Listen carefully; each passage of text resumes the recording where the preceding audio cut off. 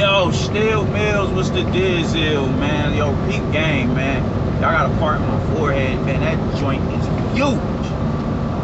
Damn, I ain't never been this insecure about my forehead, man. But Earl Spence, I heard Derek James said he thinks if Earl Spence was in there last night or Saturday night with Manny Pacquiao, he would have stopped it. I don't think nobody was stopping Manny Pacquiao. I honestly don't. Even Bud, I don't think nobody was stopping Manny Pacquiao. People got a lot to say about, oh man, you know, I've been hearing all the body testing and all that shit. Oh man, he a drug cheat, yada yada yada. All that shit sounds good. Manny has never failed a drug test though. You can have your stipulations, and I understand them.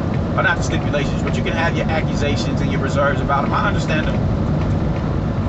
But eventually, we got to be able to provide proof. He was, if I'm not mistaken, he was VADA tested on Saturday night. And on Saturday night, he finished the fight on his feet.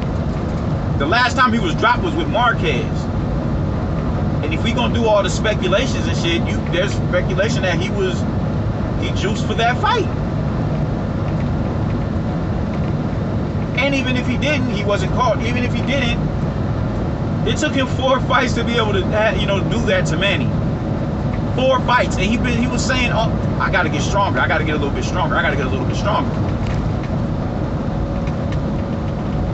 Earl Spence wasn't stopping no Manny Pacquiao, bro. I'm sorry. It wouldn't have happened. I think with Ugas, I think both of them would have operated properly behind the jab. But the thing is, Manny found his way inside of the defenses of your Danish Ugas. The difference is how poised Ugas is in the clinch. Ugas being as poised and as cool, calm, and collective in the clinch, that shit bothered Manny, because he's overshooting to get in. He's overshooting on the shot to get in to where he can't get proper leverage on the shots. That shit bothers you when someone is giving you resistance from getting to where it is that you want to be. His guard is tight, he can't land nothing properly, and he's countering you in the clinch. If you throw a 4-punch combination, he's going to punch in between the 4th and the 3rd shot and land a big right hand and have you whiff the 4th punch. Earl Spence cannot counterpunch like that in the clinch. He can't counterpunch like that in general. But he damn sure can't do it in the clinch when he's worried about shots getting thrown at him. He's not that sophisticated of a counterpuncher. What Ugas was doing in the clinch, that shit was brilliant. Catch a lot of the shots. On the 3rd shot, he's gonna shoot a shot back. He did that shit immaculately on Saturday night. Earl Spence cannot do that. He can't. He can't. Earl Spence would have been sitting there trying to bang with Manny like he did with Sean Porter. And that would have opened up plenty of scoring opportunities for Manny Pacquiao. But that's all right, cool. You're acquiescing me. Now you're giving me counter. You're giving me opportunities to counter. You're giving me looks. If your hand is on the attack, it ain't at home. Cool. Manny's a damn good counter puncher. All somebody got to do is touch you. They touch you a multitude of times. All right, now they're in a rhythm. Now they know, all right, they start splitting that guard.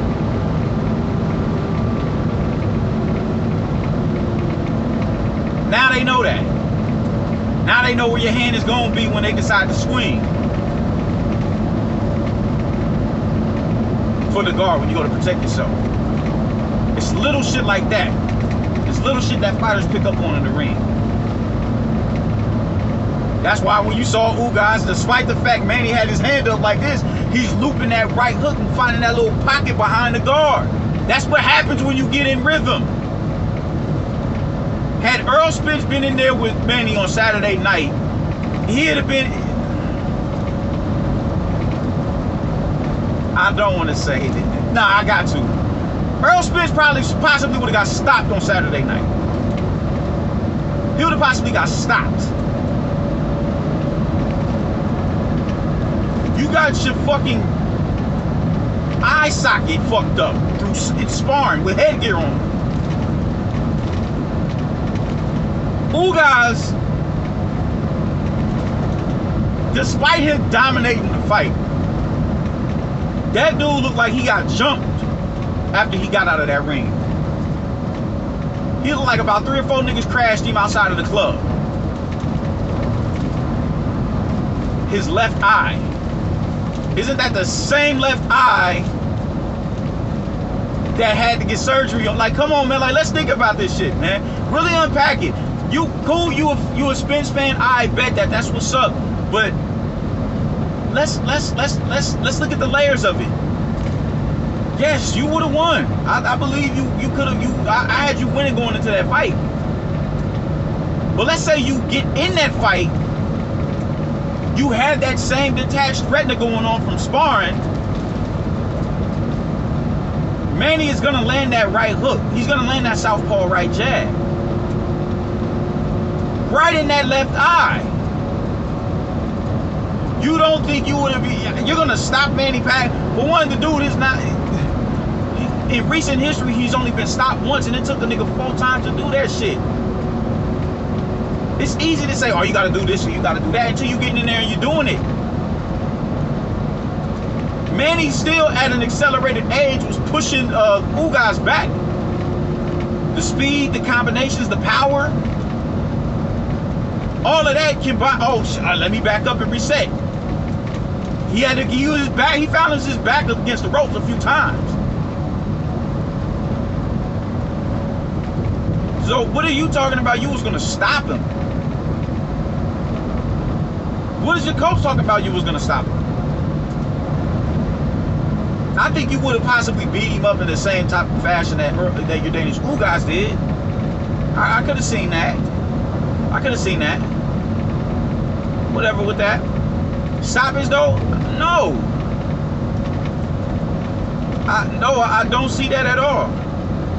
Your Danish Ugas fought a better, more disciplined fight than you because he has the skills to do that. I think you would have outfought him like you did Sean Porter at the accelerated age that he is. But stop him? No. You're not that savvy in the clinch. You're not. Ugas was savvy enough. If Manny missed a shot, he countered with multiple body shots.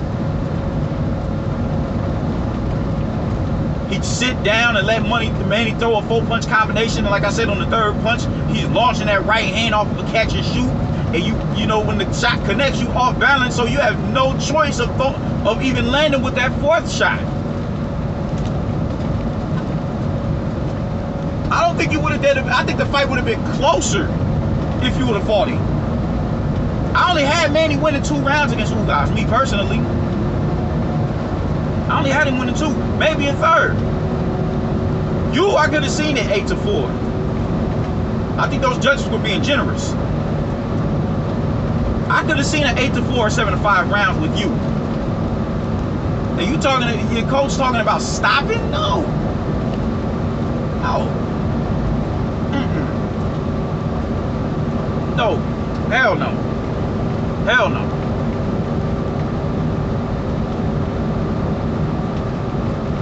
Niggas be burnt out when they be saying the shit that they be saying, man. Derrick James, that's your coach. He gonna ride or die for you. He's supposed to do that. You and Jermell are really bringing, showing Derrick James in a positive light. That's dope. That's most definitely dope. Through your work ethic and, your career, y'all career, both of y'all are unified world champions. Jermell is 1 belt away from being undisputed.